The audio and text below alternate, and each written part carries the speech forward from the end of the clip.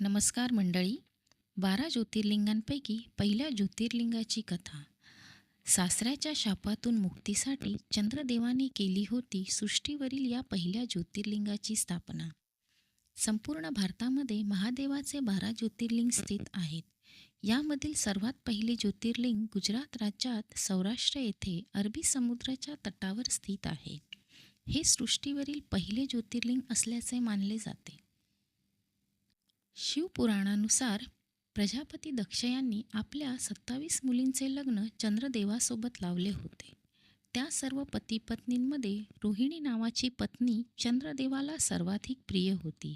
ही गोष्ट इतर पत्नींना आवडली नाही. ही गोष्ट त्यांनी वडील दक्ष यांना सांगितली. त्यानंतर दक्ष यांनी चंद्रदेवाला सर्व पत्नींना सन्मान वागणूक देण्यास सांगितले. परंतु चंद्रदेव तयार झाले नाहीत. तेव्हा क्रोधित होऊन दक्ष यांनी चंद्रदेवाला क्षयरोग होण्याचा शाप दिला. या शापातून मुक्ती मिळवण्यासाठी शिवभक्त चंद्राने अरबी समुद्राच्या तटावर महादेवाची तपश्चर्या केली. चंद्रदेवाच्या तपश्चर्येवर प्रसन्न होऊन महादेव प्रकट झाले आणि त्यांनी चंद्रदेवाला वरदान दिले. चंद्राने ज्या शिवलिंगाची स्थापना आणि पूजा केली ते महादेवाच्या आशीर्वादाने सोमेश्वर म्हणजे सोमनाथ नावाने प्रसिद्ध झाले. तुम्हाला ही कथा कशी वाटली? जर तुम्हाला ती आवडली असेल तर मी भविष्यात सर्व ज्योतिर्लिंगांच्या कथांबद्दलही बोलेन.